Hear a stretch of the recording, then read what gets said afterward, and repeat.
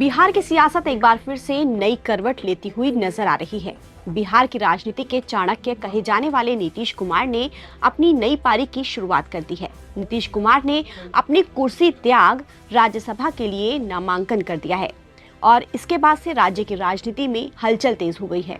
2 दशक से सत्ता नीतीश के इर्द गिर्द सिमटी रही है, लेकिन अब उनके दिल्ली जाने का फैसला किए जाने के बाद नए मुख्यमंत्री के चुनाव को लेकर चर्चा तेज हो गई है।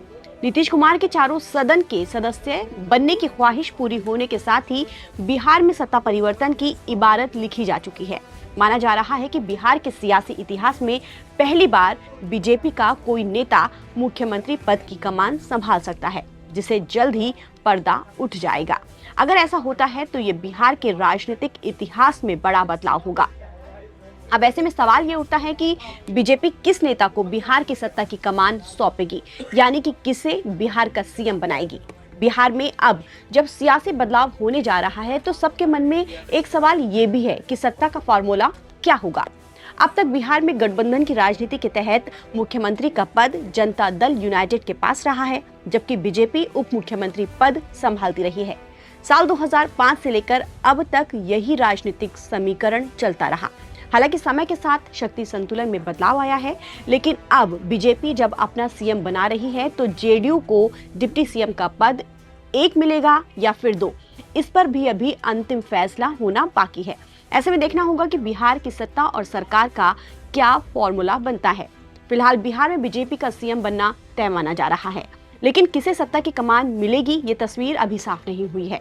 बीजेपी हमेशा अपने फैसलों से लोगों को हैरान करती रही है, लेकिन उसके बाद भी मुख्यमंत्री की रेस कई नेता बने हुए हैं।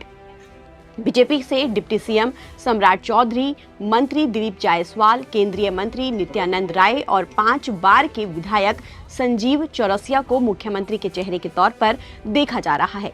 लेकिन जिन 2 नामों की चर्चा सबसे ज्यादा हो रही है वो सम्राट और नित्यानंद हैं। मुख्यमंत्री पद की रेस में उप मुख्यमंत्री सम्राट चौधरी को सबसे ज्यादा प्रबल दावेदार माना जा रहा है।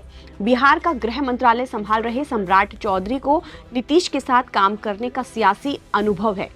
वो पीएम मोदी और अमित शाह के बेहद भरोसेमंद माने जाते हैं। कुशवाहा समाज से आने की वजह से वो लव कुश समीकरण में पूरी तरह फिट बैठते हैं। बीजेपी के दूसरे नेता केंद्रीय गृह राज्य मंत्री नित्यानंद राय हैं, जिन्हें सीएम के रेस में प्रमुख माना जा रहा है। नित्यानंद को अमित शाह का करीबी माना जाता है। साल 2019 से केंद्र में मंत्री हैं और अमित शाह के साथ गृह मंत्रालय का जिम्मा भी संभाल रहे हैं।